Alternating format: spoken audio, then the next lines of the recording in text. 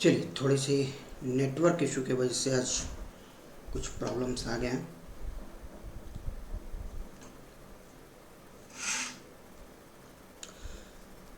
तो आज हम लोग बात कर रहे थे लेक्चर नंबर 6 यानी कि टॉपिक नंबर 1.10 एंड 1.11 के बारे में, स्ट्रक्चर ऑफ टिम्बर के लिए। तो चैनल पर अगर नए हैं तो चैनल को जरूर सब्सक्राइब कर लेंगे, वीडियो को लाइक और शेयर करना ना भूलें। सिविल समझ के एप्लीकेशन प्ले स्टोर पर भी अब उपलब्ध है और इस वीडियो के डिस्क्रिप्शन में भी मैंने उसका लिंक आपको दे दिया है, डाउनलोड आप कर सकते हैं। स्ट्रक्चर ऑफ टिम्बर के बारे में हम लोग बात कर रहे थे। स्ट्रक्चर ऑफ टिम्बर क्या है कि it is the arrangement of, जैसा कि हम लोग बात कर रहे थे कि structure of timber means the internal arrangement of different part of would seen in a tree trunk. जो हम लकड़ी के गुटके में देखते हैं इंटरनल अरेंजमेंट लकड़ी का, उसको हम लोग क्या कहेंगे, स्ट्रक्चर ऑफ टिम्बर।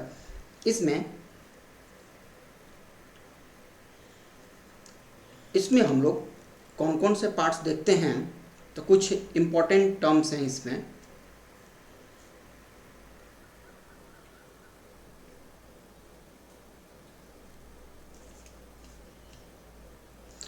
कुछ इंपॉर्टेंट टर्म्स है, कौन कौन है, तो ये पिथ है। फिर से पिथ किसको कहेंगे, जो सेंटर पोर्शन होता है। सेंटर पोर्शन के बाद जो आपको वुड दिखेंगे उसको कहते हैं हम लोग हर्ट वुड। ठीक है, ये हर्ट वुड के नाम से जानेंगे। और जो ये आप ये रेडियल रेज देख रहे हैं, इसको हम लोग मेडुलरी रेज के नाम से जानते हैं। कैम्बियम लेयर कहेंगे। कैम्बियम लेयर आता है इनर बार्क और आउटर बार्क के बीच के पोर्शन को कैम्बियम लेयर के नाम से जानते हैं। और आउटर बार्क कहेंगे बाहरी लाइन को, और इनर बार्क करते हैं ये अंदर वाले लाइन को। ठीक है, तो इस टिम्बर में जो डिफरेंट पार्ट्स हैं उनका अपना एक अलग यूज है। जैसे सबसे पहले अगर हम बात करें पिथ का, सबसे पहला टर्म आता है पिथ, PITH पिथ, या फिर इसको हम लोग मेडुला के नाम से भी जानते हैं। ये सबसे सेंटर पोर्शन का पार्ट होता है। ये innermost centre part of the tree होते हैं। ये सॉफ्ट एंड वीक पोर्शन होते हैं। ये अर्ली ग्रो ऑफ ट्री में ये बनते हैं, यूजुअली डार्क इन कलर।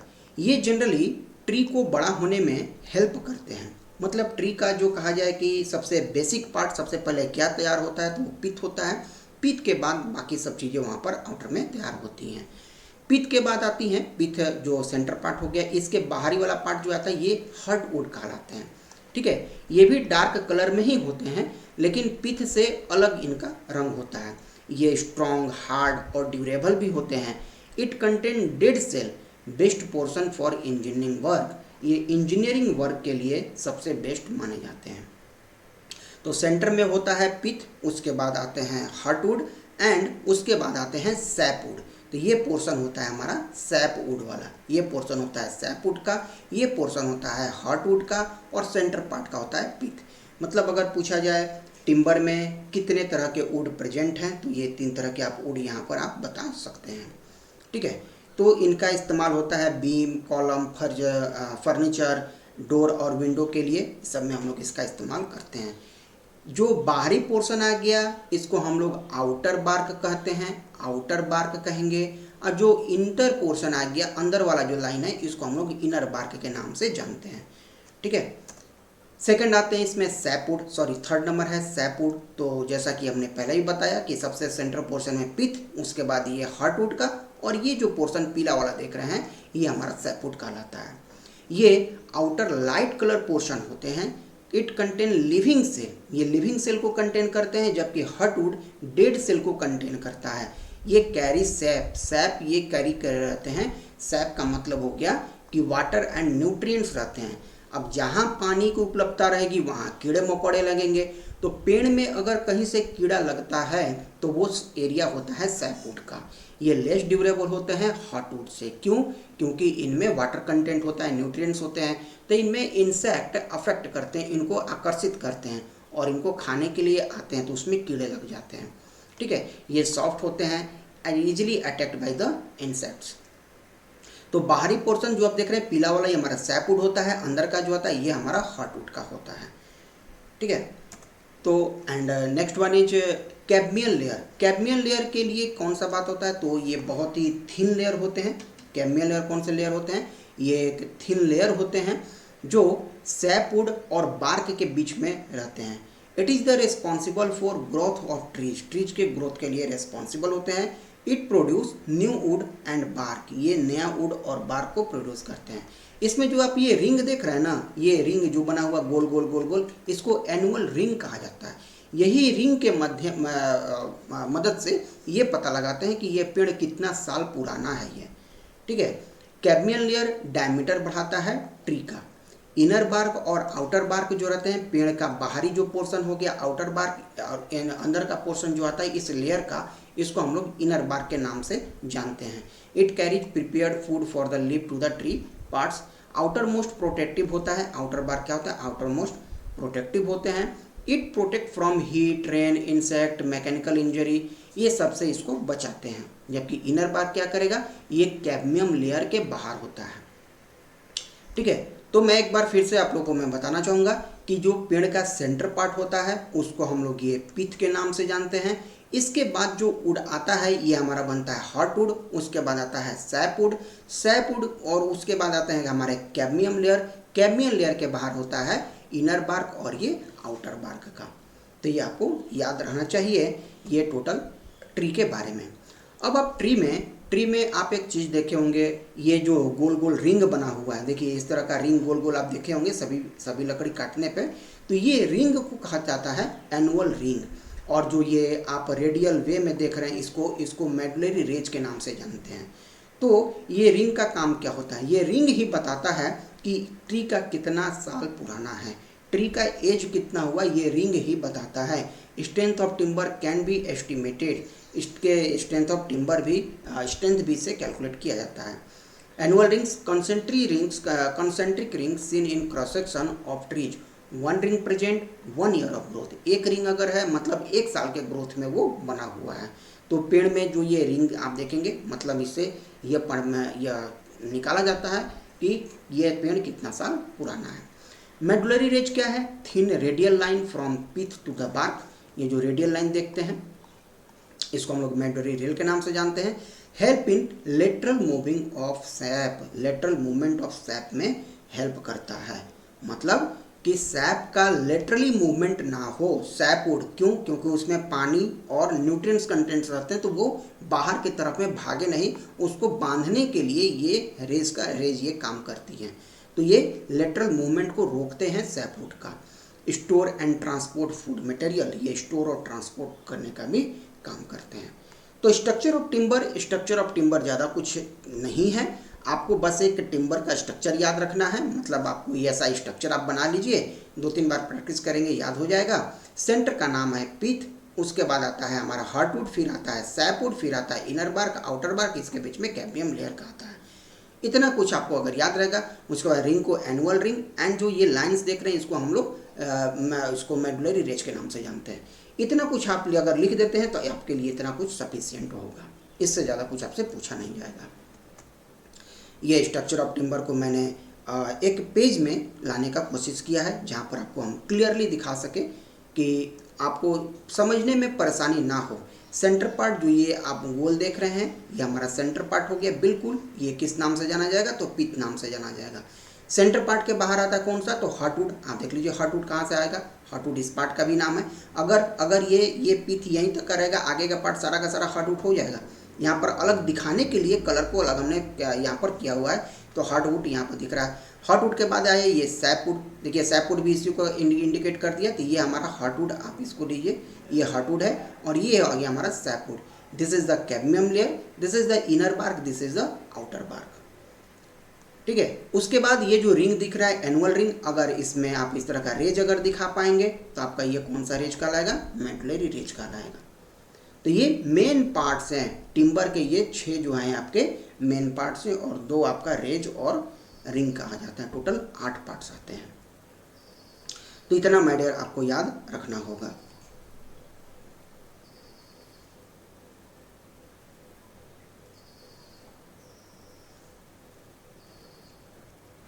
ठीक है, चलिए अब बात करते हैं इसके जनरल प्रॉपर्टीज का। टिम्बर के जनरल प्रॉपर्टीज के बारे में बात करते हैं कि इनके प्रॉपर्टीज क्या होने चाहिए। तो पहला प्रॉपर्टीज आता है कि स्ट्रेंथ, मजबूत होना चाहिए। टिम्बर कमज़ोर नहीं हो, क्या हो, मजबूत हो, काफ़ी वेट को बियर कर सके। Timber should be strong enough to resist different load without failure, बिना फेल हुए लोड को रेसिस्ट करने के लायक होना चाहिए।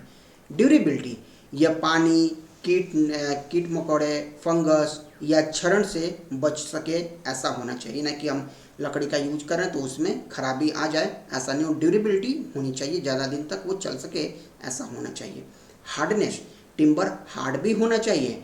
Timber should be hard enough to resist wear, abrasion and indentation, मतलब ज़्यादा जल्दी उसमें स्क्रैच ना आए, कुछ उसमें रगड़ ना खाए, तो ये हार्ड भी होना चाहिए। टफनेस भी होना चाहिए। Timber should able to absorb shock और इम्पैक्ट विदाउट ब्रेकिंग, तो टिम्बर को टफ भी होना चाहिए कि वो कभी कभी एब्जॉर्ब या शॉक को भी वो बियर कर सके। टिम्बर में एलास्टिसिटी वाले गुण भी होने चाहिए।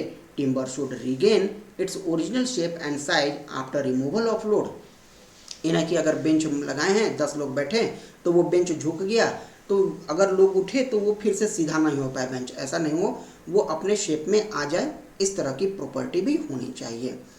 Straight grain, timber should have straight and even grain for more strength and better workability, इसकी स्ट्रेट ग्रेन होने चाहिए, मतलब जो इसके पार्टिकल्स हैं वो बिल्कुल एक सीध में हो, ताकि एक दूसरे से प्रॉपर बॉन्डिंग में रहे और अपना स्ट्रेंथ मजबूत रखें।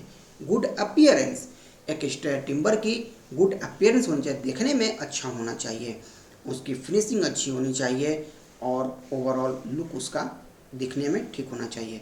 फ्री फ्रॉम डिफेक्ट, उसमें किसी तरह का डिफेक्ट नहीं हो, कोई नॉट नहीं बना हो, कहीं से कुछ फटा हुआ नहीं हो, मतलब क्रैक नहीं लगा हुआ हो, ना नॉट हो, ना क्रैक हो, ना शेक हो, ना वार्पिंग हो, ऐसा नहीं होना चाहिए। रेसिस्टेंस टू फायर, हालांकि टिम्बर में आप लकड़ी में आग लगाएंगे तो लग जाएगा, लेकिन हर संभव प्रयास रहे कि जल्दी ना लगे। Timber should resist fire to some extent and should not catch fire easily, आसानी से आग ना लग जाए ऐसा भी टिम्बर आप इस्तेमाल नहीं करना चाहेंगे। एंड ईजी वर्केबिलिटी, देखे होंगे बहुत सारा चीज़ है, बहुत सारा ऐसा टिम्बर है जिसमें काम करने में मुश्किल होता है, बहुत हार्ड टिम्बर होता है जिस पर हम अपना इक्विपमेंट यूज नहीं कर पाते हैं, तो ऐसा भी नहीं होना चाहिए। वर्केबिलिटी इजी हो, timber should be easy to saw, cut, plane, shape, nail and polish, आसानी से इस पर हम लोग ये सभी वर्क कर पाएँ ऐसा टिम्बर होना चाहिए। मतलब ये टोटल 10 प्रॉपर्टीज हैं हमारे टिम्बर के लिए। टिम्बर अगर अच्छा रहेगा तो हम अपने जो यूज के लिए हम इसको लेना चाह रहे हैं वो हमारा पर्पस भी फुलफिल होगा। तो this is the all about general properties of good timber. अब इसके अगर गुड टिम्बर आपके पास आया तो इसके यूज भी हैं, क्या क्या यूज होंगे। तो सबसे पहला तो हम इसका बिल्डिंग कंस्ट्रक्शन में यूज करते हैं, जैसे जापान में भूकंप रोधी ज़्यादा वहाँ पर इलाका है, भूकंप हमेशा आता है, तो वहाँ पर मैक्सिमम लोग टिम्बर का ही कंस्ट्रक्शन करते हैं, क्योंकि ये अगर डिस्ट्रॉय भी होगा तो ज़्यादा लॉस नहीं होगा और इसे इजीली बनाया जा सकता है और ये ज़्यादा शॉक को एब्जॉर्ब भी कर सकता है, ठीक है, कंक्रीट के रिस्पेक्ट में। उसके बाद हम लोग फर्नीचर बना सकते हैं टिम्बर से। रेलवे लाइन के जो स्लीपर्स होते हैं, ये स्लीपर कहते हैं इसको, ये जो रेलवे लाइन देख रहे हैं इसको हम लोग रेल के नाम से जानते हैं, RAIL, और इसमें जो पत्थर पड़े हुए इसको बैलास्ट के नाम से जानते हैं, ठीक है। आप इसको ट्रांसपोर्टेशन इंजीनियरिंग में पढ़ेंगे अगले सेमेस्टर में। तो ये जो स्लीपर्स हैं, स्लीपर्स बनाने के भी काम आते हैं, फ्लोरिंग मटेरियल में भी काम आते हैं, जिस तरह से टाइल्स, ग्रेनाइट का यूज करते हैं उसी तरह से आप इसका पैनलिंग, फ्लोरिंग में भी इस्तेमाल कर पाते हैं। ब्रिज एंड पाइल बनाने में इसका इस्तेमाल होता है, पैकिंग मटेरियल में इसका इस्तेमाल होता है, पेटी वगैरह, जैसे किसी चीज़ को बंद करके ले जाना है पेटी में तो उसका कवर भी टिम्बर से बनाए जा सकते हैं। स्पोर्ट गुड्स, बैट हो गया, विकेट्स हो गए, बैडमिंटन्स हो गए, हॉकी वगैरह, इस सब से बनाए जाते हैं। एंड एग्रीकल्चर टूल्स भी इससे बनाए जाते हैं। जो लैब में भी यूज होने वाले कई इक्विपमेंट हैं जो टिम्बर के बनते हैं, लकड़ी का हथौड़ा वगैरह यूज होता है सॉइल लैब में, तो ये सब भी इससे बनाए जाते हैं। तो this is the use of good timber and properties of good timber के बारे में बात किए। स्ट्रक्चर ऑफ टिम्बर के बारे में भी हम लोगों ने बात किया, ठीक है। तो उम्मीद है ये जानकारी आज समझ में आई होगी। और ज़्यादा कुछ नहीं है आपके इस सिलेबस में। और ये जो टिम्बर आप अपने दैनिक जीवन में इसे हमेशा देखते आ रहे हैं, तो ज़्यादा आपको परेशानी भी नहीं होगा इसको समझने में। लकड़ी का इस्तेमाल क्या ही किया जा सकता है आप बखूबी जानते हैं, इसके लिए आपको रट्टा लगाने की ज़रूरत भी नहीं होता है। ठीक है, तो इतना कुछ था आपके इस आज के यूनिट में। एंड बैच आप ज्वाइन करना चाहते हैं, इस लेक्चर का जो PDF है आपको हमारे एप्लीकेशन पर मिल जाएगा। उसके लिए आपको प्ले स्टोर से एप्लीकेशन को डाउनलोड करना होगा। और अगर आप एंड्रॉयड मोबाइल नहीं यूज करते हैं तो हमारा ये वेबसाइट भी है civilsamajh.classwala.com। जब आप ज्वाइन कर लेते हैं, जब आप एप्लीकेशन डाउनलोड कर लेते हैं या वेबसाइट पर आते हैं, तो सबसे पहले आपको रजिस्टर करना होता है। अपना डिटेल्स डाल के रजिस्टर करेंगे and after register login page पर आप चले आते हैं। तो जो आप फ़ोन नंबर और पासवर्ड यहाँ पर आप रखे हैं वही यहाँ पर फ़ोन नंबर पासवर्ड डाल के आप लॉगिन हो जाते हैं। उसके बाद आप डिप्लोमा सेकंड सेमेस्टर का सेलेक्ट करेंगे और आपके सामने ये पेज ओपन हो जाता है, जहाँ पर आपका ये PDF वहाँ पर मिल जाएगा। और आप सभी के लिए सेकंड सेमेस्टर का पॉलिटेक्निक स्टूडेंट्स के लिए व्हाट्सएप ग्रुप भी बनाया गया है। इस ग्रुप में आपको क्लास से रिलेटेड जानकारी, आपका एग्ज़ाम से रिलेटेड जानकारी, आपके इम्पॉर्टेंट क्वेश्चन से रिलेटेड जानकारी यहाँ पर मिलती है। एग्ज़ाम से पहले कुछ कैप्सूल क्वेश्चन, कुछ इंपॉर्टेंट क्वेश्चन भी आपको प्रोवाइड कराए जाते हैं।